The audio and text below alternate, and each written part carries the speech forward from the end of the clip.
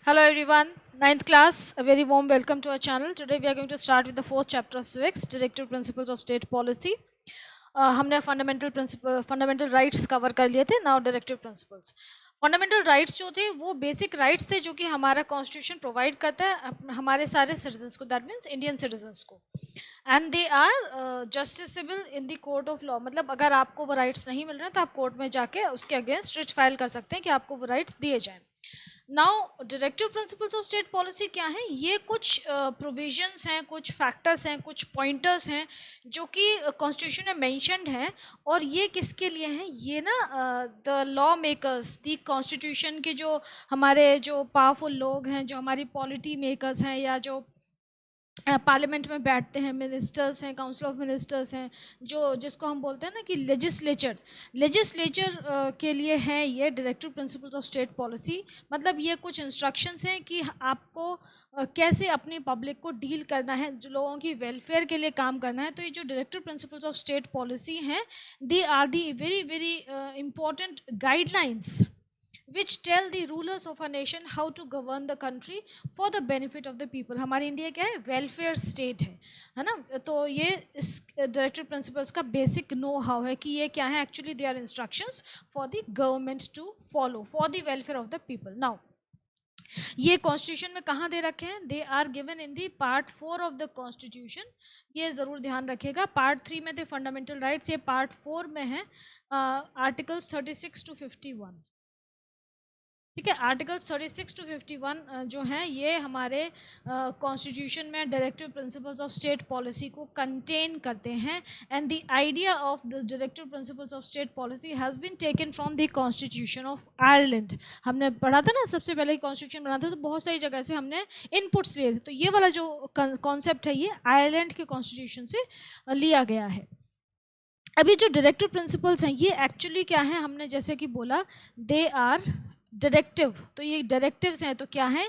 ये डायरेक्शंस हैं हमारे लॉ मेकर्स के लिए, या फिर इंस्ट्रक्शंस हैं हमारे रूलर्स के लिए कि आपको लोगों की वेलफेयर के लिए कैसे रूल करना है, कैसे उनके लिए पॉलिसीज़ बनानी है. देखिए, हमारी गवर्नमेंट के 3 जो बेसिक कंपोनेंट्स हैं वो क्या हैं? लेजिस्लेचर क्या करता है? पॉलिसीज़ बनाता है, रूल्स बनाता है, लॉ बनाता है. दूसरा क्या है? एग्जीक्यूटिव. ये आपने पढ़ा था ना, एग्जीक्यूटिव क्या करते हैं? जो ये सारे हो गए ऑफिशियल्स जो हैं जो कि इस इंश्योर करते हैं कि सारे जो लेजिस्लेचर्स हैं, जो रूल्स हैं वो इम्प्लीमेंट किए जाएं. ठीक है, इम्प्लीमेंटेशन को इंश्योर करते हैं. और तीसरा क्या है हमारा? देखो, लेजिस्लेचर हो गया, एग्जीक्यूटिव हो गया, और तीसरा क्या है? जुडिशरी में क्या होता है कि अगर आपको आपके राइट्स नहीं मिल रहे हैं या कहीं कोई प्रॉब्लम आ रही है तो वहाँ पे आप जाके कोर्ट में उसके अगेंस्ट एक केस फाइल कर सकते हैं ताकि आपको आपके राइट्स प्रोवाइड किए जाएं. तो ये हो गए आपके ये सारी चीज़ें. ये क्या हो गया? मेरा पेन जो है ये it has a mind of its own, है ना, अपने आप दौड़ने लग गया. ऑल राइट, एनीवेज, तो ये हो गया. अब एक और चीज़ है, फंडामेंटल राइट्स जो थे उनके लिए हम कोर्ट में अप्लाई कर सकते थे, हमें हमारे राइट्स दिए जाएं. Directive principles state policy are not justiciable by law. मतलब आप अगेंस्ट कोर्ट में अप्लाई नहीं कर सकते हैं कि हमें ये मिलना चाहिए. लेकिन फिर भी, क्योंकि ये क्या है, ये ना आपके लिए नहीं है, आपके वेलफेयर के लिए हैं, लेकिन actually these are the instructions for the government, कि गवर्नमेंट के जो पॉलिसी मेकर्स हैं वो इन इंस्ट्रक्शंस को फॉलो करके आपकी हेल्प के लिए, आपके बेनिफिट के लिए पॉलिसीज़ बनाएं. So that is why they are non justiciable. आप किसी भी कोर्ट ऑफ लॉ में जहाँ पे जाके लड़ नहीं सकते इनके लिए. They serve as a beacon light. मैंने यहाँ पे एक वर्ड लिखा हुआ है, आपने एक टर्म है बीकन लाइट. समझते हो आप बीकन लाइट क्या होती है? जब लाइट हाउस जो होता है ना समुद्र में, जब शिप्स सी में शिप्स जाते हैं, आपने देखा होगा पुरानी मूवीज़ में बड़े बड़े लाइट हाउस बने होते थे, वहाँ से लाइट फेंकते थे ताकि शिप्स जो है वो रात में खो ना जाए, उन्हें डायरेक्शन नज़र आती रहे, लाइट के थ्रू पता चलता रहे कि हाँ इस डायरेक्शन में हम ट्रैवल कर रहे हैं. तो they serve as beacon to the government. मतलब गवर्नमेंट को गुमराह नहीं होने देते, उसको सही डायरेक्शन में चलने में हेल्प करते हैं. अगर गवर्नमेंट कुछ गड़बड़ करे तो हाँ ये directive principles of state policy, इनको रेफ़र कर लो, आपको सही रास्ता दिख जाएगा. तो they serve as a beacon for the government officials. Okay, इसमें क्या है, हम अभी directive principles of state policy पढ़ेंगे, लेकिन यहाँ पे एक दो चीज़ें मुझे बतानी हैं कि एक तो ये हो गया कि दे गिव डायरेक्शंस। देखो यहाँ पे क्या है, पहला हो गया कि इनका काम क्या है कि it has got certain principles which the government must keep in mind while making or executing laws. These principles are known as directive principles of state policy. Then they give directions to the state for undertaking certain things for the welfare of the people. मतलब कि जैसे लोगों को हम कोई काम कर रहे हैं, कुछ कर रहे हैं, तो वो इंस्ट्रक्शंस देते हैं कि आपको ऐसे करना है ताकि लोगों को बेनिफिट हो. Then they also seek the wellbeing of the citizens just as the fundamental rights do.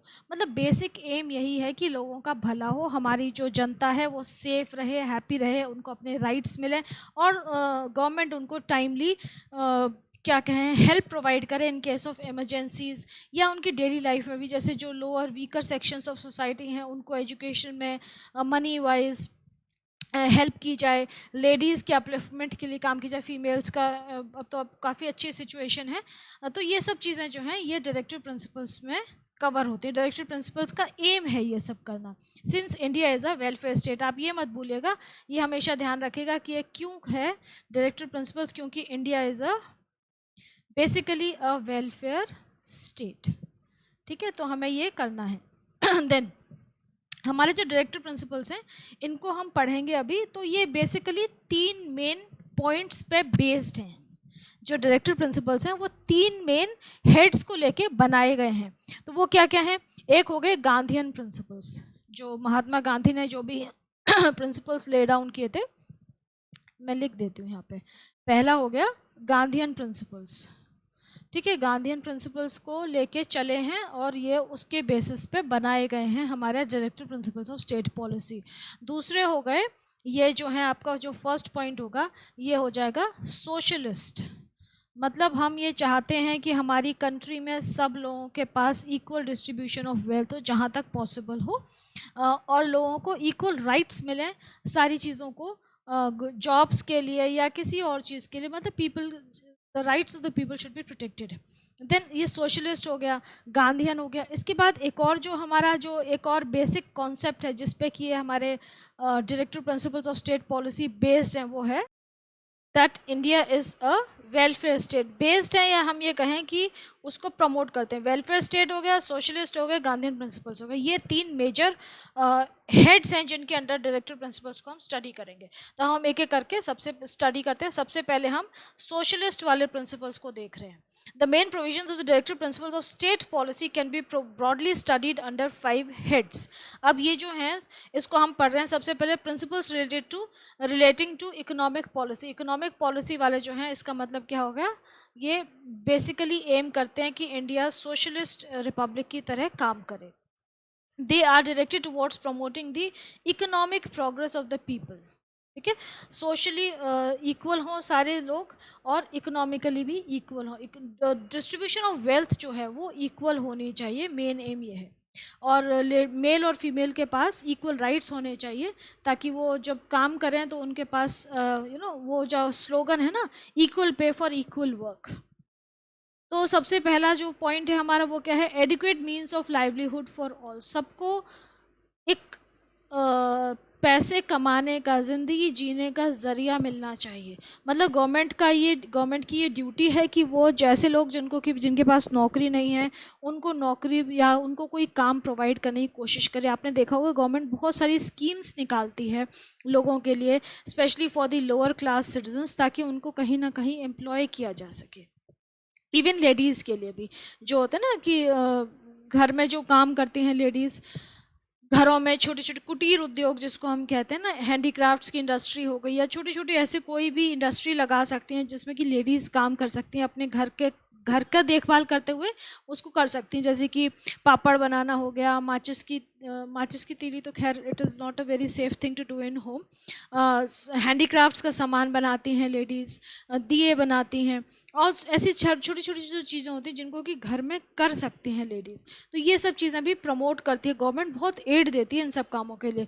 Thakur ji की पोशाक बनती हैं, तो government gives a lot of aid, बहुत पैसा देती है इन सब चीज़ों को प्रमोट करने की, ताकि जो हमारे जो लोअर क्लास के लोग हैं वो भी सेल्फ एम्प्लॉयड हो सकें और अपनी इकोनॉमी इंडियन इकोनॉमी में कंट्रीब्यूट करें और अपनी लाइफ भी और अच्छे से जी सकें।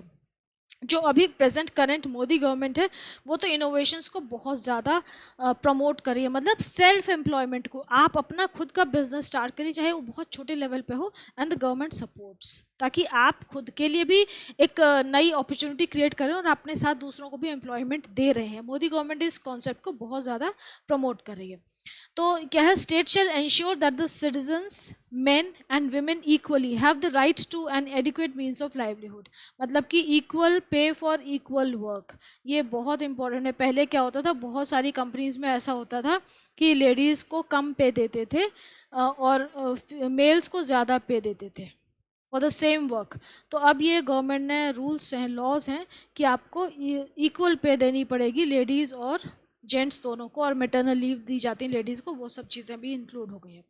Then distribution of material resources for common good, जैसे कि राशन है या ऐसी कोई भी चीज़ है तो उसको state shall ensure that the ownership and control of the material resources of the community are so distributed as to best survive the common good, best subserve, मतलब ऐसा डिस्ट्रीब्यूशन होना चाहिए ताकि हर इंसान के पास वो कमोडिटीज़ पहुंच सकें और ज़्यादा रेट में ना पहुंचे, एक सब्सिडाइज रेट में मिले। गवर्नमेंट वो भी तो देती है, सब्सिडी देती है ना एलपीजी पे, गरीबों को बहुत ज़्यादा, जो बिलो पॉवर्टी लाइन है बीपीएल जो होते हैं उनको बहुत अच्छी सब्सिडी मिलती है। The no concentration of wealth and means of production. The state shall ensure that the operation of the economic system does not result in the concentration of wealth and means of production in the hands of a few. हम ये चाहते हैं कि जो हमारा concentration of wealth है वो कुछ हाथों में ना रहे, पूरी कंट्री में इक्वली डिस्ट्रीब्यूटेड रहे। Equal pay for equal work for both men and women. Okay, no abuse and exploitation of workers, जो वर्कर्स काम कर रहे हैं किसी इंस्टीट्यूशन में उनको पूरे राइट्स हैं कि वो अपनी डिग्निटी को मेंटेन कर सके और अपनी हेल्थ को मेंटेन कर सके, मतलब डिग्निटी भी मेंटेन करनी है, नहीं कि आप इंसल्ट करते रहो, किसी आपके अंडर काम कर रहे हैं तो आप उसकी इंसल्ट नहीं कर सकते। डिग्निटी और हेल्थ मेंटेन करनी है, उन्हें एक प्रॉपर वर्किंग एनवायरनमेंट प्रोवाइड करना है विच शुड बी मतलब सेफ हो और क्लीन हो। Safe and clean working environment should be provided. Then your workers should not be abused. Health and strength of workers, of men and women and the tender age of children are not abused, and the citizens are not forced by economic necessity to enter a vocation unsuited to their age or strength. मतलब economically weak हैं, गरीब हैं, लेकिन वो ऐसी किसी काम में एंटर ना कर जाए, वोकेशन में एंटर ना कर जाए। वोकेशन का मतलब क्या होता है, काम जो हम करते हैं पैसा कमाने के लिए, जो कि उनकी हेल्थ को सूट नहीं करते। जैसे कोई बहुत कमज़ोर है बच्चा तो वो लेबर का काम नहीं कर सकता, फिजिकल लेबर उसके लिए पॉसिबल नहीं है। बच्चा क्या, आदमी कोई कमज़ोर है तो, या कोई लेडी वीक है तो फिजिकल लेबर नहीं कर सकती, वो घरों में मेड का काम कर सकती लेकिन वो मजदूरी नहीं कर सकती। तो दैट वे उनकी एज और उनकी फिजिकल कैपेबिलिटी के हिसाब से उनको काम मिलना चाहिए, उनकी एक्सप्लॉयटेशन नहीं होना चाहिए। Then welfare of children and youth. The state shall ensure that the children are given opportunities and facilities to develop in a healthy manner and in conditions of freedom and dignity, that their childhood and youth are protected against exploitation. एक बच्चे का जो बचपन है उसको protect करना बहुत ज़रूरी है। तो गवर्नमेंट की ऐसे बहुत सारी स्कीम्स हैं, ऐसे बहुत सारे प्रोविजंस हैं जहाँ पे कि वो चाहती है कि हमारा जो यूथ है, जो बच्चे हैं हमारे जनरेशन के, they are given nice good childhood, abusive ना हो, जो कि उनकी डिग्निटी को मेंटेन करे और उनको इस तरीके से डेवलप करे कि उनके अंदर अपना एक विजन कल्टिवेट हो, वो अपने इतने इंटेलिजेंट बने। उसके अलावा पढ़ाई लिखाई के अलावा एक विजन होना चाहिए कि हाँ हम ऐसे करें, मतलब एक्सप्लोरेटरी थिंकिंग होनी चाहिए कि आप एक्सप्लोर कर सको चीज़ों को और उसके हिसाब से नई इनोवेशंस कर सकें। मतलब सिर्फ रटने वाला काम नहीं होना चाहिए, इनोवेटिव दिमाग होना चाहिए, वो प्रमोट करना है चिल्ड्रन के लिए, यूथ के लिए हमारे। Then rights to work, education and to public assistance in certain cases. हमारी स्टेट जो है, मतलब जो हमारी गवर्नमेंट है, वो क्या करेगी कि जितना जिस इंसान को ज़रूरत है जिस हिसाब से, उस हिसाब से इकोनॉमिक कैपेसिटी के हिसाब से, इकोनॉमिक उसकी कंडीशन के हिसाब से हेल्प करेगी. Make effective provision for securing the right to work, to education and to public assistance in case of unemployment, old age, sickness and disablement, and in other cases of undeserved want. Old age में help करती है ना, pension मिलती है old age वाले लोगों को government की तरफ से. अनएम्प्लॉयमेंट में हेल्प करती है यूथ को, सिकनेस में, डिसेबलमेंट में. और इन अदर केसेस, देखो आपने सुना होगा कहीं ट्रेन एक्सीडेंट होता है, कोई प्रॉब्लम होती है तो गवर्नमेंट वहाँ पे एड देती है ना. पढ़ा होगा आपने, न्यूज़ में सुना होगा कि ट्रेन एक्सीडेंट हो गया तो डिसेबल्ड लोगों को सपोज 5 लाख दिए गए, जिनकी डेथ हो गई उसकी फैमिली को 10 लाख दिए गए. तो यही पॉइंट है कि गवर्नमेंट जो है वो हेल्प आउट करती है ऐसे लोगों को. उसके अलावा जो लोअर क्लास है, जो कि मैं बार बार आपको बोल रही हूँ, जो बीपीएल होते हैं ना, बिलो पॉवर्टी लाइन में जो रहते हैं, उनको गवर्नमेंट बहुत हेल्प करती है. मतलब ये तो मैं अपने पर्सनल एक्सपीरियंस के बेसिस पे बोल रही हूँ कि government really does a lot for such people. वो अलग बात है कि बीच में कभी कहीं कोई गड़बड़ होती है तो that is another story, but government in itself does a lot. क्योंकि मेरे घर में जो मेड काम करती है, she is a window and she is got 10 children, 7 girls and 3 boys. तो उसको बहुत बेनिफिट्स हैं, बहुत सारे बेनिफिट्स मिलते हैं. बच्चों की तो शादियां हो गई हैं, काफ़ी बच्चों की, 3-4 बच्चे बचे हैं अनमैरिड. तो देखो उनको एक तो पेंशन मिलती है गवर्नमेंट की ओर से, फिर घर बनाने के लिए पैसे मिले थे, अभी गवर्नमेंट ने सबके लिए घर बनवाए हैं तो 2-2 लाख, पहले 2 लाख मिले, फिर कुछ मिले. मतलब उनके अपने पर्सनल घर हैं, गवर्नमेंट ने पैसा दिया है, गवर्नमेंट ने ज़मीन अलॉट की है, पैसा दिया है घर बनवाने के लिए. फिर वो फ्रिक्वेंटली चेक करते हैं, फोटोग्राफ्स अपलोड होते हैं कि कितना घर बन गया, कितनी ज़रूरत है, अभी ये सब काम हो रहे हैं. देन राशन उनको फ्री मिलता है. उसके अलावा जो बच्चे होते हैं ना, उनके छोटे जो स्कूल जाते हैं प्राइमरी वाले, उनको उनकी फ़ीस, उनको एक तो मिड डे मील मिलता है, खाना मिलता है. उसके अलावा उनको भी राशन मिलता है स्कूल में एक पर्टिकुलर एज तक. 1 किलो दाल मिलती है, चावल मिलते हैं और भी मसाले वगैरह, मतलब पर मंथ के हिसाब से ये सब मिलता है. तो अब किसी के 3-4 बच्चे तो 3-4 किलो दाल तो वैसे आ जाते हैं उसके घर में 1 महीने में. दलिया मिलता है. हाँ, ये मैं बता रही हूँ जो मेरी मेड के बच्चों को मिलता है, मतलब उसके बच्चों के बच्चों को. ये मतलब मेरे खुद का पर्सनल देखा हुआ चीज़ है, मैं कहीं कहीं सुनी नहीं बता रही हूँ. और एक और क्या बेनिफिट मिलते हैं उन्हें, हाँ, गवर्नमेंट स्कूल में पढ़ते हैं तो उनकी ड्रेस फ्री है और बुक्स फ्री हैं. फीस तो है ही नहीं, फ्री है एजुकेशन. ड्रेस और बुक्स भी फ्री होती हैं. अच्छा, पहले क्या करते थे, गवर्नमेंट ना पैसे देती थी उसके स्कूल को, और स्कूल फिर डिस्ट्रीब्यूट करते थे, तो उसमें बीच में गड़बड़ होने लगी, किसी ने दिया किसी ने नहीं दिया. अब गवर्नमेंट क्या कर रही है, डायरेक्टली वो पैसा उस पर्टिकुलर इंडिविजुअल के अकाउंट में जाता है. जो बुक्स और ड्रेस के लिए जो पैसा है ना, वो अकाउंट में जाता है, वहाँ से आप अकाउंट में गया तो आपके हाथ में आ गया पैसा, अब आप अपने हिसाब से बुक्स और ड्रेस खरीद लीजिए. तो government is really doing a lot for the BPL people. Okay, so provision for just and humane conditions to work and maternity relief. हाँ, maternity work conditions अच्छी हों और maternity relief मिले, ये भी हो रहा है. जो लेडीज़ प्रेग्नेंट होती हैं उनको एक्स्ट्रा सप्लीमेंट्स दिए जाते हैं, ऑब्वियसली फ्री. उनका जो वैक्सीनेशन वगैरह होता है वो सब तो फ्री होता है. उसके बाद गवर्नमेंट फ्री सप्लीमेंट्स भी देती है उनको, और 6 महीने तक. और उसके बाद जब उनके बेबी हो जाता है फिर और देती है उनको, बेबी के लिए भी देती है. तो काफ़ी दे रही है गवर्नमेंट, बहुत ज़्यादा करती है. ये सब मेरी खुद की देखी हुई चीज़ें हैं और मैं रोज़ देख रही हूँ, एंड इसीलिए आई एम वेरी श्योर कि हाँ ये हो रहा है. Then, living wage etc. for workers. The state shall endeavor to secure by suitable legislation or economic organization or in any other way to all workers, agricultural, industrial or some other work, a living wage, conditions of work, ensuring a decent standard of life and full enjoyment of leisure and social and cultural opportunities. मतलब कि उनको पैसे दे रही हैं, उसके अलावा उनको conditions of work ऐसी प्रोवाइड करें कि वो डिसेंट कंडीशंस हो, जहाँ पे कि वो अपनी एक नॉर्मल लाइफ जी सकें, और जो उनकी सोशल और कल्चरल लाइफ है वो भी अच्छी चलती रहे, उनको अपॉर्चुनिटीज़ भी मिलें. Then participation of workers in management of industries. ये बहुत अपने पुरानी मूवीज़ देखी नहीं होंगी, उसमें होता था कि वो स्ट्राइक हो रही है कि मैनेजमेंट में हमें ये चाहिए वो चाहिए. तो ये सब क्या है कि जो इंडस्ट्रीज़ जहाँ पे काम कर रहे हैं वहाँ पे वर्कर्स का भी पार्टिसिपेशन होना चाहिए. The state shall take steps by suitable legislation or in any other way to secure the participation of workers in the management of undertakings, establishments or other organizations engaged in any industry.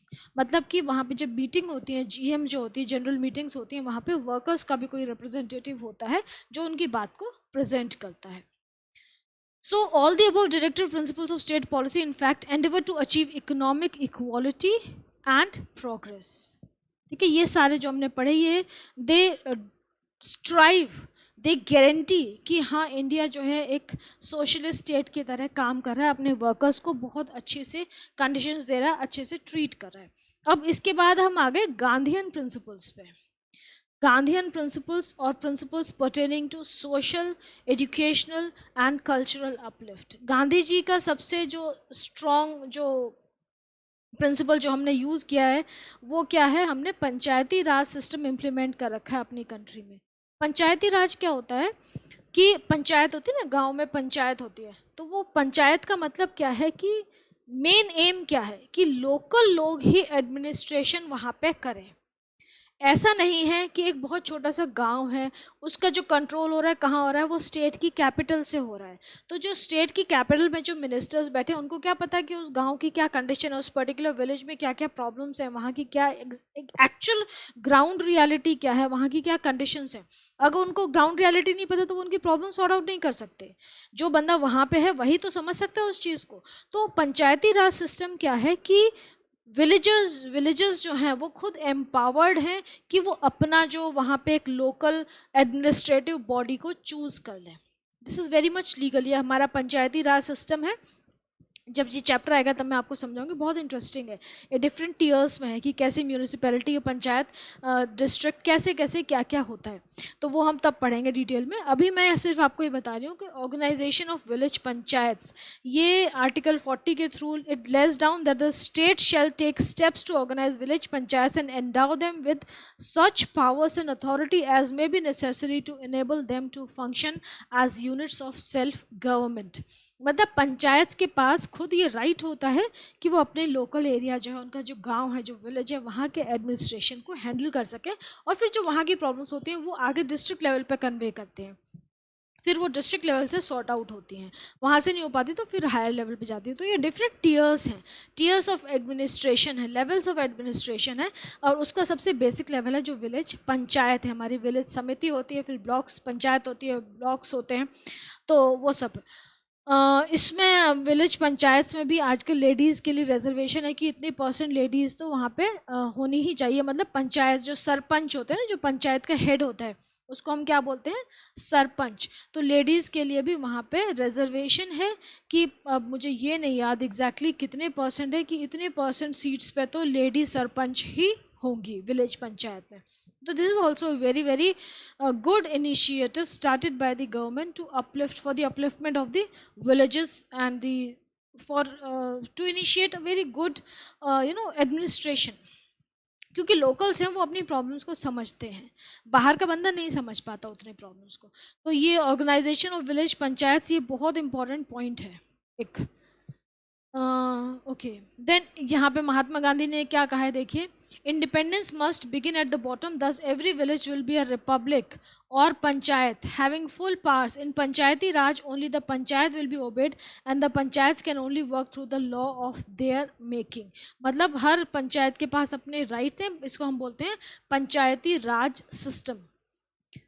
Next is promotion of cottage industries. जो मैंने आपको बताया ना, handicrafts वगैरह promote करती है government. Article 43 lays down that the state shall endeavour to promote cottage industries in an individual और cooperative basis in rural areas.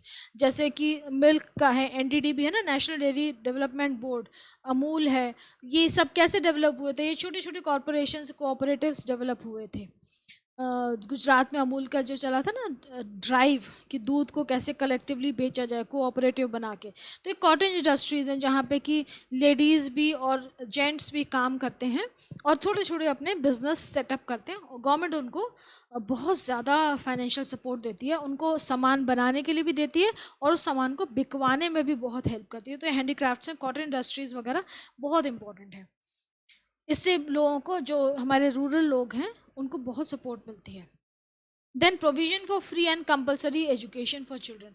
Article 45 lays down that the state shall endeavor to provide within a period of 10 years from the commencement of this rule. मतलब ये जो rule बनाया गया उसके 10 साल के अंदर इंडिया में जितने भी बच्चे हैं 6 से 14 साल के, उनको फ्री एंड कंपलसरी एजुकेशन दी जाएगी. तो ये आजकल है, इम्प्लीमेंटेड है. All children until they complete the age of 14 years.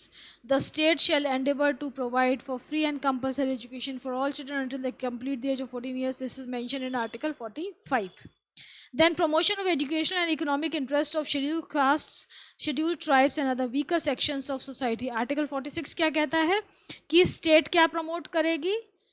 With special care, बहुत ध्यान से, मतलब सिर्फ प्रमोट नहीं करना, बहुत ध्यान से प्रमोट करना है the educational and economic interest of the weaker sections of the society, in particular SC ST, scheduled caste and scheduled tribes, and shall protect them from social injustice and all forms of exploitation. तो इनके लिए अभी reservation कर दिया गया है ना, जहाँ पे कि इनको एक स्पेशल कोटा दिया जाता है, परसेंटेज दी जाती है हर गवर्नमेंट जॉब में, स्टेट जॉब में इनके लिए एक परसेंटेज पर्टिकुलर सेट है.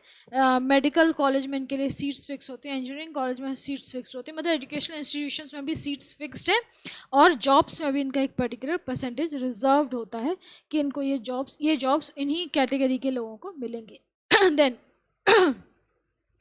Duty of the state to raise the level of nutrition, the standard of living and to improve public health. Article 47 क्या कहता है कि हेल्थ इंप्रूव करनी है, level of nutrition and standard of living of its people improve करना है, और public health को प्राइमरी ड्यूटी की तरह लेना है. जो कि पब्लिक टॉयलेट्स बनवाए हैं ना मोदी गवर्नमेंट ने इतने ज़्यादा, बहुत मोदी गवर्नमेंट ने सैनिटरी वाले में भी बहुत सारे क्या कहूँ कि बहुत अच्छा काम किया है.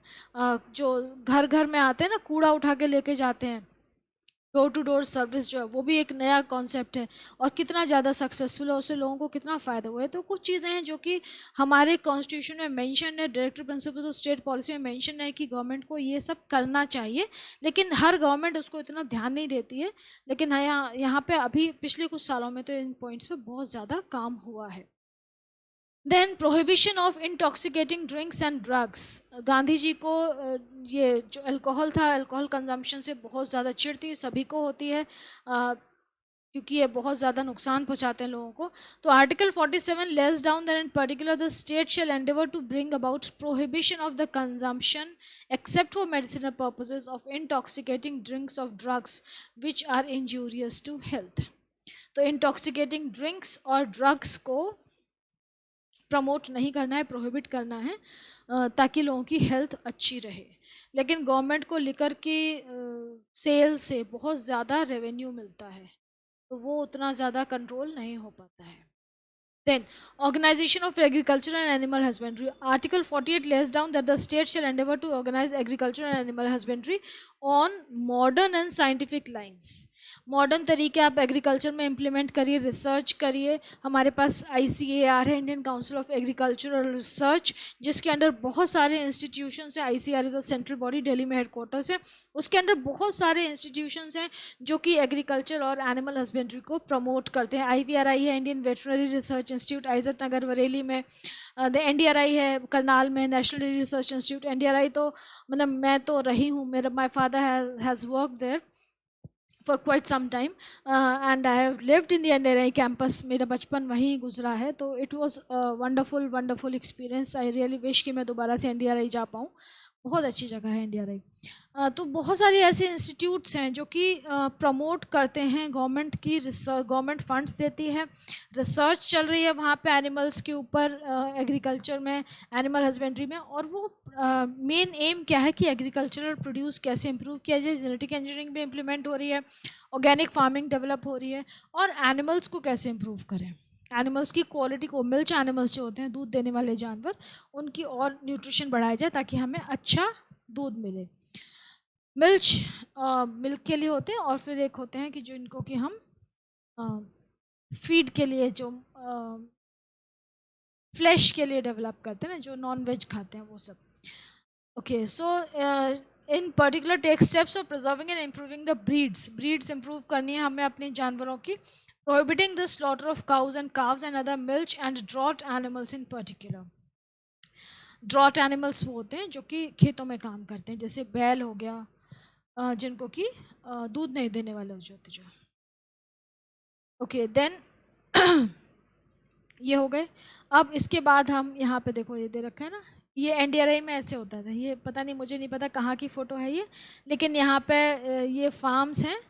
मैंने तो बचपन से देखा है, ये बहुत वेल ऑर्गेनाइज्ड फार्म्स हैं, इतने अच्छे से सारी एनिमल्स अपने खड़े रहते थे, काउज एंड बफलोज, और उनकी जो मिल्किंग होती थी मशीन से, I am talking about may be कितने साल हो गए, more than 25 years, may be 30 years, 30 years back की मैं बात कर रही हूँ, 25-30 साल पुरानी बात बता रही हूँ मैं आपको, जब मैं बहुत छोटी थी तब की। तो आई हैव सीन, उस समय भी वहाँ पे मशीन से मिल्किंग होती थी, तो that was very interesting to watch.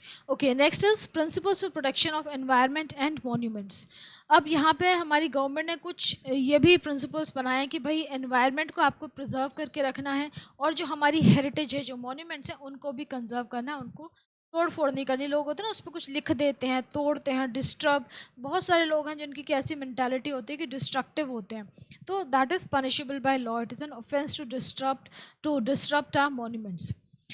So, protection and improvement of environment and safeguarding of forest wildlife. Article 48 lays down that the state shall endeavor to protect and improve the environment to safeguard the forest and wildlife of the country. आपको ना ये heads याद रखने हैं, detail लिखने को नहीं आएगा, लेकिन हेड्स पता होने चाहिए। Protection of monuments and places of objects of national importance. Article 49 कहता है कि स्टेट की ये ड्यूटी है, ऑब्लिगेशन है, टू प्रोटेक्ट एवरी मॉन्यूमेंट और ऑब्जेक्ट ऑफ आर्टिस्टिक और हिस्टोरिक इंटरेस्ट, जहाँ पे कि पार्लियामेंट उसको कह रही है कि हाँ ये नेशनल इंपॉर्टेंस का है, from wilful damage, disfigurement, destruction, removal, disposal और export as the case may be. लोग डैमेज करते हैं ना, तो वो सब पनिशेबल ऑफेंस है। Then director principles pertaining to law, justice and administration, ये क्या है? Equal justice and free legal aid. Article 39A lays down that the state shall ensure that on the operation of legal system promote justice on the basis of equal opportunity and shall provide free legal aid to ensure that opportunities for securing justice are not denied to any citizen. यहाँ पे क्या कह रहे हैं ये कि अगर कोई केस कोर्ट में फाइल हुआ है, किसी बंदे को आपने जेल में रखा हुआ है और केस हो रहा है, वो बंदे के पास पैसे नहीं है अपना लॉयर हायर करने के लिए, तो गवर्नमेंट उसको लॉयर प्रोवाइड करती है। गवर्नमेंट के काउंसिल होते हैं, आपने देखा होगा मूवीज़ में, गवर्नमेंट काउंसिल प्रोवाइड करती है, मतलब ये गवर्नमेंट का लॉयर होता है। तो फ्री लीगल एड भी प्रोवाइड करती है government. Then uniform civil code for citizens. Article 44 क्या कहता है? State shall endeavour to secure for the citizens a uniform civil code throughout the territory of India. मतलब सारे इंडियन सिविलियंस के लिए एक ही रूल फॉलो होगा throughout the length and breadth of India. Then separation of executive from the judiciary. Article 50 क्या कहता है कि स्टेट जो है वो जुडिशरी और एग्जीक्यूटिव को सेपरेट करके रखेगी पब्लिक सर्विसेज में। मतलब कि एग्जीक्यूटिव्स क्या होते हैं, जैसे कि आप हमें स्टेट लेवल, अगर डिस्ट्रिक्ट लेवल पे बात करें तो हमारा डीएम है, डिस्ट्रिक्ट मजिस्ट्रेट जो है वो एग्जीक्यूटिव है हमारे, या जो एडीएम है, तो ये सारे जो हैं, और जुडिशरी जो है जहाँ पे कि जज, वो जज हो गए, तो ये लोग एक दूसरे की पावर को इन्फ्लुएंस नहीं कर सकते।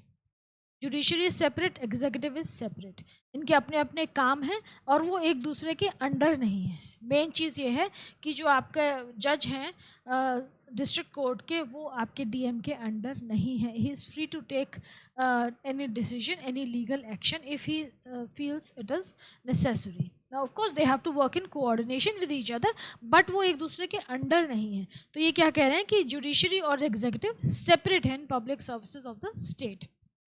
Then directive principles of international peace and security. अभी आर्टिकल 51 क्या कहता है कि state shall endeavour to, state का क्या काम है, गवर्नमेंट का क्या काम है, to promote international peace and security. कौन कह रहा है? Article 51।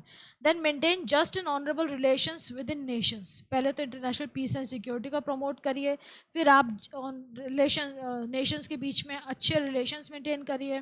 Foster respect for international law and treaty obligations in the dealings of organised people with one another and encourage settlement of international disputes by arbitration। समझदारी से talks के through आप dispute settle करिए, आपको लड़ाई नहीं करनी है। अब देखो चाइना का और इंडिया का जो बॉर्डर है, हमारी लड़ाई हो चुकी है चाइना से, और हमारे कई क्या कहूँ, बहुत सारी ट्रीटी साइन हो चुकी हैं, पैक्ट साइन हुए हैं, तो वहाँ पे ना बॉर्डर पे हमारे इंडो चाइना बॉर्डर जो है वहाँ पे वेपन्स अलाउड नहीं है, गन्स यूज़ नहीं करते। तो अगर कभी लड़ाई भी होती है ना तो फिजिकल कॉम्बैट होती है। आपने देखा होगा अभी कितना डिस्ट्रप्शन हुआ है सियाचिन बॉर्डर पे भी, और भी जगह पे, तो फिजिकल फाइट होती है, दे फाइट कॉम्बैट होती है। नो, जो आर्म्स हैं, आर्म्स आर नॉट अलाउड। ये बहुत सारी पैक्ट्स हो चुके हैं इंडिया और चाइना के बीच में, तो हमारे बॉर्डर पे हमारे सोल्जर्स या उनके सोल्जर्स आर्म्स एंड एम्यूनिशंस का यूज़ नहीं करते हैं। अगर कुछ झड़प, जैसे कहते हैं ना, झड़प हो गई, बॉर्डर पे झड़प हुई, तो वो that is just physical fight. From the above description, we can easily gather how important the directive principles of state policy are. ये इन सबसे हमें पता चलता है कि बड़े इंपॉर्टेंट है directive principle state policy. They may not be justiciable, but the socio moral force behind them is no less a factor to make us believe that they shall be given due importance by the Indian government to come, and they will realize the target of a welfare state within a reasonable span of time. अब welfare state का concept तो अभी हमने पढ़ा ही नहीं, अब हम आएंगे welfare state पे, कि ये बहुत इंपॉर्टेंट कॉन्सेप्ट है कि इंडिया एक वेलफेयर स्टेट है। ये director principles of state policy कैसे इस चीज़ को प्रमोट करते हैं और एस्टैब्लिश करते हैं। Emphasis on economic and social justice. अब यहाँ पे आपको बहुत सारे ना एक्ट्स दे रखे हैं कि इकोनॉमिक वेलफेयर के लिए इंडियन गवर्नमेंट ने क्या क्या कर रखा है। सबसे पहली बात तो है कि वेलफेयर स्टेट का मतलब क्या हुआ, आपको ये पता होना चाहिए। मैंने पहले भी बताया था कि वेलफेयर स्टेट का मतलब ये हो गया कि जो गवर्नमेंट है वो लोगों की भलाई के लिए काम करेगी। इन case of emergencies, in case of any issues, कोई कैलामिटी हो गई तो गवर्नमेंट हेल्प करती है लोगों की। तो मॉडर्न स्टेट, ये मैं पढ़ के आपको बता रही हूँ, यहाँ पे दे रखा है थोड़ा सा। Modern state is a social service. The term welfare state is use to refer to a state which assumes broad responsibilities in the field of health, education, housing and social security. इन सब में लोगों को help करेगी, ये government की responsibility है help out करना। That is why we say that India is a welfare state. Social security means the right to work on the or the right to state assistance in case of unemployment, old age, sickness and disabilities such as a permanent physical or mental injury. इसमें अगर ऐसा किसी के साथ होता है तो वो स्टेट से हेल्प मांग सकता है। नेचुरल कैलामिटीज़ में जैसे ड्रॉट आ गया, फ्लड्स आ गए, फेमाइन हो गया, अर्थक्वेक आ गया, और जो हमारे जो मैन मेड इंसिडेंट्स होते हैं जैसे कि ट्रेन एक्सीडेंट्स हो गए, इन सब में भी गवर्नमेंट हेल्प आउट करेगी अपने सिटीजन्स को। The directive principles proclaim that Indian state is a social service और अ वेलफेयर स्टेट। तो वेलफेयर स्टेट का मतलब यह हो गया कि इंडिया जो है वो सबकी, अपने सिटीजन्स की वेलफेयर के लिए काम करेगी। It will provide them for protection against exploitation, equal pay for equal work, rights of the people, right to work, right to education, right to state assistance in case of unemployment, old age or physical disability, early childhood care, prenatal care, care of the mother and the child। ये सब चीज़ें Indian government की responsibility हैं। अब हम यहाँ पे बात करेंगे बहुत सारे एक्ट्स की, तो आपको ये एक्ट्स के बारे में भी पता होना चाहिए। सबसे पहले हम बात करें इकोनॉमिक वेलफेयर, तो many land reform acts like the land ceiling act and the abolition of ज़मींदारी। Land ceiling act लेकर आई गवर्नमेंट, और अबॉलिशन ऑफ ज़मींदारी, ये सब किए थे जब हमारा इंडिया फ्री हुआ था, by the government to ensure that the rehabilitation of those directly affected by the land acquisition in India। मतलब लैंड एक्वायर करती है ना गवर्नमेंट, लैंड एक्वायर करती है, उसको अपने प्रोजेक्ट्स के लिए ज़मीन चाहिए होती है, चाहे वहाँ पे इलेक्ट्रिसिटी का प्रोजेक्ट लगा रहे हो या न्यूक्लियर प्रोजेक्ट हो या रेलवे लाइन कंस्ट्रक्ट करनी है, तो उसके लिए गवर्नमेंट या एयरपोर्ट बनाना है, तो गवर्नमेंट लैंड एक्वायर करती है और जिन लोगों की ज़मीन खरीदती है उनको बहुत अच्छा कंपनसेशन देती है। तो ये दे रखा है कि to this act provides for fair compensation to those whose land is taken away, transparency in the process of acquisition of land to set up factories और buildings, infrastructural projects and assures rehabilitation of those affected. Dams बनते हैं, dams भी तो बनाती है government, तो उसके लिए भी लैंड एक्वायर करती है। तो ये क्या कह रहे हैं कि लैंड का एक्विजिशन होगा तो लोगों को उसके लैंड, उनकी लैंड के लिए एक तो रीजनेबल अमाउंट मिलेगा, कंपनसेशन मिलेगा, उसके अलावा उनको दोबारा बसाना, उनको रिहेबिलिटेट करना, उनको जॉब्स प्रोवाइड करना, वो भी गवर्नमेंट की रिस्पॉन्सिबिलिटी है। The act has replaced the Land Acquisition Act of 1894, a nearly 120-year-old law enacted during British rule. तो ये जो है अब हमारा नया रूल है, ये गवर्नमेंट ये लोगों को बहुत सारी फैसिलिटीज़ प्रोवाइड करता है. Then nationalization of banks, insurance companies and key industries have been done to ensure that the ownership of the material resources of the community are so distributed so as to serve the common good. Banks nationalise हो रहे हैं, banks मर्ज हो रहे हैं. अब तो government ने बहुत सारे बैंक्स को मर्ज कर दिया ताकि कम से कम बैंक रहे. अभी और मर्ज होंगे. ये इंश्योरेंस कंपनीज हैं, की इंडस्ट्रीज हैं, इनको गवर्नमेंट ने नेशनलाइज कर दिया, अपने हाथ में ले लिया है ताकि लोगों को प्रॉब्लम कम से कम हो. Then government has enacted various laws like the Minimum Wages Act 1948 to ensure that the living wage for workers of all types and see that they get equal pay for equal work. Minimum wage आज की ये act है, इसके through कम से कम इतनी salary तो हर industry के बंदे को देनी पड़ेगी अपने वर्कर्स को, और equal pay for equal work. Man and women should get equal pay for equal work. मतलब जेंडर के बेसिस पे उनमें डिस्क्रिमिनेशन नहीं होना चाहिए. In order to help the poor families in rural areas, various programs such as Integrated Rural Development Program, ये सारे ना आपको नाम और फुल फॉर्म याद रखनी पड़ेगी. Rural landless employment guarantee programme, ये सारे क्या हैं, अलग अलग तरीके से अलग अलग टाइम पे लॉन्च होते हैं. In order to provide employment to the rural poor, Jawahar Rozgar Yojana was launched in 1989. ये सब क्या है कि एक्चुअली ये योजनाएं, ये प्रोग्राम्स क्यों लॉन्च किए जाते हैं, ताकि keeping in mind the welfare of the people. मतलब India is a welfare state. ये सब प्रूव करता है कि इतनी सारी ये जो प्रोग्राम्स, जो योजनाएं लॉन्च होती हैं लोगों की वेलफेयर के लिए, क्योंकि government is responsible for the welfare of the people. Then there is a Pradhan Mantri Fasal बीमा योजना लॉन्च्ड ऑन February 18 to 2016. फसल बीमा योजना क्या है कि उनकी जो फसलें डिस्ट्रॉय हो जाती हैं ड्रॉट की वजह से या बाढ़ की वजह से, है ना, वो पानी कम हो गया, सूखा पड़ गया, ड्रॉट आ गया, या पानी बहुत ज़्यादा हो गया, बाढ़ आ गई, तो फसल तो डिस्ट्रॉय हो ही जाएगी, क्रॉप्स विल बी डिस्ट्रीब्यूटेड. तो इसमें ये इंश्योर हो गई, फसलों का भी बीमा हो गया, उनकी क्या हो गई, इंश्योरेंस हो गई. तो इसके स्कीम के अंडर क्या होता है कि फार्मर्स विल हैव टू पे uniform premium of 2% for all the kharif crops and 1.5% for all the rabi crops. 2% kharif crops के लिए और रबी क्रॉप्स के लिए 1.5%, और annual commercial and horticultural crop के लिए 5%.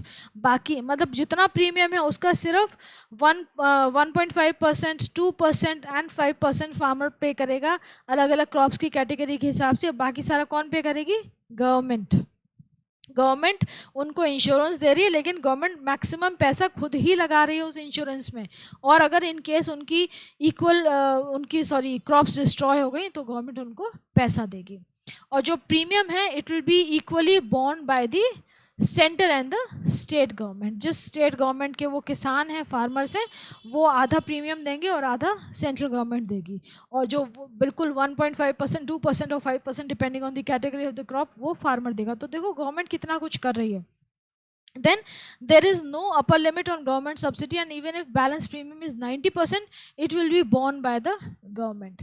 तो ये जो हमारे किसान हैं उनके लिए बहुत ज़्यादा हेल्पफुल चीज़ है. Then localised calamities including hail storms, unregional rains and inundation, ये सब चीज़ें भी इंक्लूड हो रही हैं उसके अंदर. ओके. देन जन धन योजना एक और योजना है, पीएम मोदी ने ही लॉन्च की थी. जन धन योजना कब लॉन्च की उन्होंने, 15 अगस्त 2014 पे, हमारे इंडिपेंडेंस डे पे. Under the scheme bank accounts have been open for the poor. सारे गरीब लोगों के बैंक अकाउंट्स खुले हुए हैं, खोले गए हैं, एंड उनके हर अकाउंट पे 30,000 से ऊपर का लाइफ इंश्योरेंस कवर है. Adding to 1 lakh accidental insurance benefit already available under the account, and इसके साथ रुपए इनेबल्ड डेबिट कार्ड भी उन लोगों को दिया गया है. This scheme is aimed at improving the lives of millions of India's poor by bringing them into financial mainstream and freeing them from the clutches of money lenders while giving them the benefit of insurance cover. By January 13, 2016, over 20 crore bank accounts were opened and 301.08 billion were deposited under the scheme. You can imagine the amount of money being given to people, PPL, which are below poverty line. Then National Food Security Bill 2013 was passed by the Parliament. Food Security Bill 2013, ये क्या कहता है? National Food Security Act है. That acts for it provides for food and nutritional security by ensuring access to adequate quantity of quality food at affordable price to people to live a life with dignity. मतलब यहाँ पे subsidised food grain मिलेंगे, ration के आपको grains मिलेंगे, बहुत subsidise मतलब बहुत कम रेट्स पे मिलते हैं. और ये राशन का जो सामान होता है ना उसकी बात हो रही है बेसिकली. 75, अब देखो इसके एक्ट फीचर्स क्या हैं. 75% of rural and 50% of urban population entitle to 5 kg food grains per person per month at ₹3, ₹2, ₹1 kg of rice, wheat and coarse grains. देख रहे हैं आप कि 75% ऑफ रूरल पॉपुलेशन को ये मिलेगा, क्योंकि वो सारे के सारे क्या होते हैं, बहुत गरीब होते हैं. हालांकि जो गरीब नहीं है वो भी इस चीज़ का बेनिफिट उठाते हैं. एंड 50% ऑफ अर्बन पॉपुलेशन क्या मिल रहा है उनको? 5 किलो हर तरह का ग्रेन मिल रहा है. क्या मिल रहा है? देखो, 3 रुपए के रेट से 5 किलो चावल मिल रहे हैं. ठीक है, 2 रुपए के रेट से 5 किलो गेहूं मिल रहे हैं. मतलब चावल कितने के हो गए? 15 रुपए के चावल. और 5 कितने मिल गए आपको? 5 किलो चावल मिल गए 15 रुपए के. गेहूं मिल गए 5 किलो, कितने के? 10 रुपए के. और कोर्स ग्रेन मतलब दलिया जैसे होते हैं, दलिया मिल गया आपको 1 किलो मिलेगा. कितने का? सॉरी, 1 रुपए का मिलेगा 5 किलो. तो 5 किलो 5 रुपये वो हो गए. तो एक कितने पैसे खर्च किए उन्होंने? 15, 10 और 5, 20 रुपये में आपको एक पर्सन के लिए ये महीने भर का राशन मिल जाएगा. और एक बंदे के लिए महीने भर के लिए इतना काफ़ी होता है. तो pregnant women and lactating mothers are entitled to nutritious meals and maternity benefit of at least 6,000 for 6 months. मैंने आपको बताया ना, प्रेग्नेंट मदर्स और लैक्टेटिंग मदर्स को, प्रेग्नेंट लेडीज़ और लैक्टेटिंग मदर्स को, मतलब जो फीड कर रही हैं अपने बेबीज़ को, उनको 6 महीने तक एटलीस्ट 6,000 रुपये मिलते हैं. राशन मिलता है और पैसे अलग आते हैं उनके अकाउंट में. पब्लिक डिस्ट्रीब्यूशन सिस्टम, मतलब जो हमारा राशन वाला सिस्टम है, इसको रिफॉर्म किया जाए. Eldest woman in the household 18 years और above will be entitle for issue of the ration card. Eldest woman जो है हाउस होल्ड की, उसको राशन कार्ड उसके नाम पे बन सकता है. They will be state and district level redressal mechanisms. अगर इसमें कोई प्रॉब्लम है तो स्टेट लेवल भी है, रिड्रेस कर सकते हैं आप अपनी, मतलब कंप्लेंट फाइल कर सकते हैं. और डिस्ट्रिक्ट लेवल पे तो है ही. तो ये बहुत सारी चीज़ें हैं जो कि गवर्नमेंट कर रही है हमारे सिटीजन्स के लिए, showing that India is a welfare state. अब आ गया national rural employment guarantee act 2005 में बना था, जिसको कि मनरेगा बोलते हैं. महात्मा गांधी नेशनल, पहले ये था national rural employment guarantee act, अब इसको हम Mahatma Gandhi national rural employment guarantee act बोलते हैं, मनरेगा. It is an Indian labour law and social security measure that aims to guarantee the right to work. ये क्या करता है कि एक बंदे को एक साल में कम से कम 100 दिन का एम्प्लॉयमेंट तो प्रोवाइड करना ही करना है. गांव में, रूरल हाउस होल्ड की बात कर रहे हैं हम, गांव में एक फैमिली के एक बंदे को कम से कम 100 दिन का एम्प्लॉयमेंट प्रोवाइड करना गवर्नमेंट की रिस्पॉन्सिबिलिटी है. गवर्नमेंट ये करेगी ही करेगी. तो ये बहुत इम्पोर्टेंट एक एक्ट है जो कि प्रोटेक्ट करता है पुअर पीपल के राइट्स को. देन प्रधानमंत्री उज्ज्वला योजना, जो गैस रिलेटेड, गैस सिलेंडर्स जो LPG कनेक्शन डिस्ट्रीब्यूट करवाए गवर्नमेंट ने, हमारे प्रधानमंत्री ने, नरेंद्र सिंह मोदी जी ने, May 1, 2016 को लॉन्च की to distribute 50 million LPG connections to women of BPL, below poverty line. A budgetary allocation of 80 billion was made for this scheme. Can you imagine? तो annual increase in the access to cleaner fuel. किस लिए? ताकि जो ladies हैं वो clean fuel use कर सकें, उनको कम लंग्स की प्रॉब्लम्स होंगी, हेल्थ इश्यूज़ कम होंगे, पोल्यूशन भी कम होगा. उसके बाद एक और स्कीम क्या है? आयुष्मान भारत योजना. आयुष्मान आयुष्मान भारत प्रधानमंत्री Jan Arogya Yojana.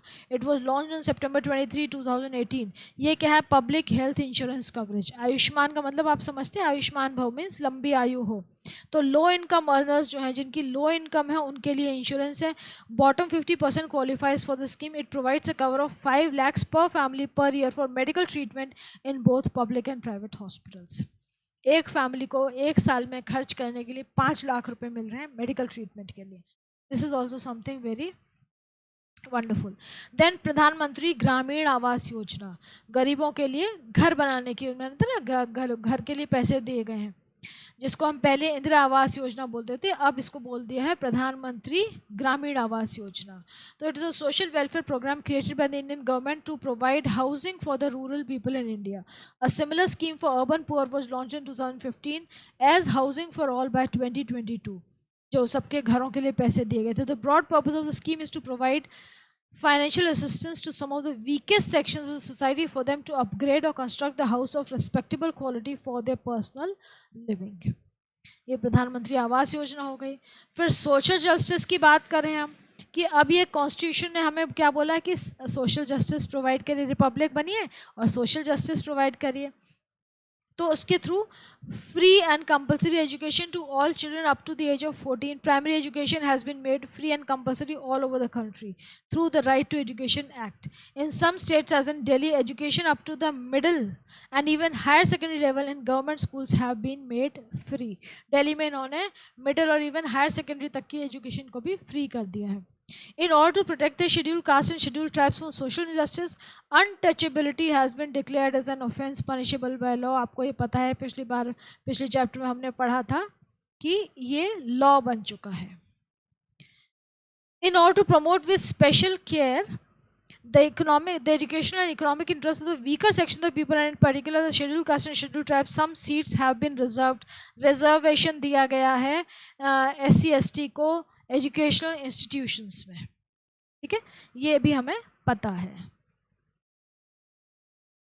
In accordance with the constitutional directive for prohibiting and slaughter of cows and calves, many states have banned slaughter, ban कर दिया cows and calves का. In order to improve public health, various governments as in Bihar have imposed prohibition of liquor in their states.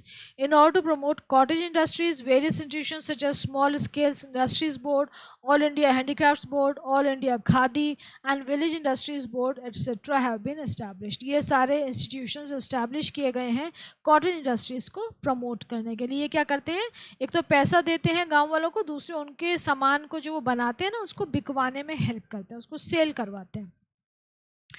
Then अब ये इतनी सारी हमने ये बातें सुनी, बहुत सही चीज़ें हैं ये. तो सिग्निफिकेंस क्या है? अब हम ये देख रहे हैं कि डायरेक्टिव प्रिंसिपल्स कितने इंपॉर्टेंट क्यों हैं. ये पॉइंट ज़रूर ध्यान में रखिएगा. They give guidelines to the government to make laws and draft their policies according to the objectives of the constitution. मतलब ये क्या है? They are the beacon light, जैसे कि मैंने स्टार्टिंग में बोला था, they guide the government to make laws and policies as per the welfare of the people. मतलब इनके दिमाग में क्या है? सबसे ज़रूरी क्या है? वेलफेयर. क्योंकि वेलफेयर स्टेट है, तो welfare of the people should be the top most priority while making policies and laws. Then they provide an element of permanency in a democracy. Permanent चीज़ें, मतलब डेमोक्रेसी में ये चीज़ें permanent ही रहेंगी हमेशा. They are a yardstick to judge a government's performance. They are a measure. ये जो हैं हमारे directive principles of state policy, ये गवर्नमेंट की परफॉर्मेंस को मेजर करते हैं. मतलब कि गवर्नमेंट कितनी इफ़ेक्टिव है, कितनी ऐसी उसने योजनाएं चालू की, कितनी पॉलिसीज़ इम्प्लीमेंट की जो कि लोगों के वेलफेयर के लिए थी. तो ये these are the they serve as a yardstick समझते हैं आपकी गवर्नमेंट की परफॉर्मेंस. स्केल है एक कि गवर्नमेंट कितनी अच्छी है, उसके मेजर करने के लिए वो स्केल है. कितने पॉइंट्स देंगे आप गवर्नमेंट को? They enlighten and educate people of what they can expect from the politicians and whom they vote to. पर लोगों को समझ आती है कि हाँ, आपको किसको वोट देना और क्या एक्सपेक्टेशन रखनी है अपनी राइट्स के लिए, कैसे लड़ना है, बोलना है. Then they provide a direction to the courts in respect of safeguarding the rights of the citizens. Although the directive principles are non-justiciable, but they are backed by public opinion, which is in reality the real sanction without every law. Non justiciable है, लेकिन public opinion opinion आपको पता है कि आजकल media का दौर है, बहुत ज़्यादा स्ट्रॉन्ग होती है public opinion, and it does influence every law. Okay, next is difference between directive principles and fundamental rights. ये बड़ा इंपॉर्टेंट है, कहाँ कहाँ दे रखे हैं, उनमें क्या डिफरेंस है. सिंपल है. पहले तो कहाँ पे मेंशन है, they are provide directive principles are present in the part 4 of the constitution, fundamental rights are present in part 3 of the constitution. Then they are not justiciable और enforceable by any court of law, जबकि they are justiciable. They can seek, हमारे citizen जो हैं अगर उनको उनके fundamental rights नहीं मिल रहे हैं तो they can apply to any high court और एनी और even supreme court. Then directive principles are meant for the government to create certain privileges for the citizens. ये गवर्नमेंट के लिए हैं, गवर्नमेंट के लिए गाइडलाइंस है, गवर्नमेंट के लिए इंडिकेशंस है कि आप अपने सिटीजन्स को ये बेनिफिट दीजिए. Then they are privileges. Fundamental rights क्या हैं, ये सिटीजन्स के लिए हैं, सिटीजन्स उनको एंजॉय करते हैं, सिटीजन्स के लिए हैं. Directive principles are directions to the state to attain certain set objectives. State को इंस्ट्रक्शन दे रहे हैं कि आपको ये अचीव करना है, जबकि fundamental rights are kind of restrictions on the state. Fundamental rights क्या है, स्टेट को कंट्रोल करते हैं कि आपको ये करना है, ये नहीं करना है, लोगों को ये राइट देने हैं. Directive principles aim to establish welfare state, जबकि फंडामेंटल राइट्स दे रहे हैं हम अपने सिटीजन्स को, तो हम क्या कर रहे हैं, डेमोक्रेसी बना रहे हैं, तो they establish political democracy. Then directive principle का scope is much wider as they deal with wide range of subjects including international peace and security, जबकि फंडामेंटल राइट्स जो हैं they are connected with the individual rights, तो ये इनका scope जो है वो लिमिटेड है, क्योंकि वो एक पर्टिकुलर बंदे के राइट्स हैं, उसी तक लिमिटेड हैं.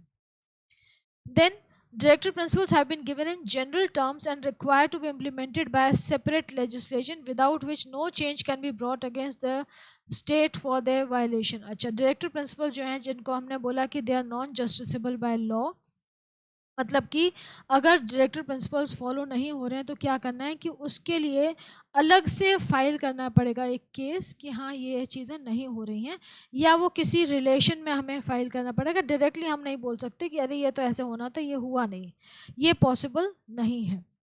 फंडामेंटल राइट्स जो हैं वो क्लियर हैं, क्लियर लैंग्वेज है, और उनको हम फटाफट फाइल कर सकते हैं उनके अगेंस्ट केस, क्योंकि they must be implemented by the state and can never be violated unless in case of emergencies, जो आपने पढ़ा था लास्ट लेक्चर में, जो अपने फंडामेंटल राइट्स का था.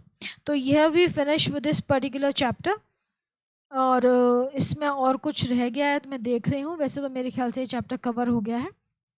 आप इसको पढ़ लीजिए, देखिए कोई प्रॉब्लम हो तो मुझे बताइएगा.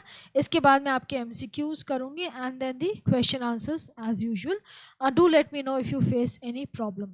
यहाँ पे आपको याद करना बहुत ज़रूरी है, पॉइंट वाइज याद करिए, पहले समझ लीजिए चैप्टर को, फिर पॉइंट वाइज याद करिए, क्योंकि बहुत ज़्यादा डिटेल नहीं आएगा इसमें लिखने को, लेकिन हाँ आपको पॉइंट्स याद होने चाहिए, और जो कुछ पर्टिकुलर टर्म्स है ना उनका मीनिंग याद होना चाहिए. So take care, that's all. Okay, if you like the video, do give it a thumbs up and subscribe to our channel, and do share it with your friends. All right, take care.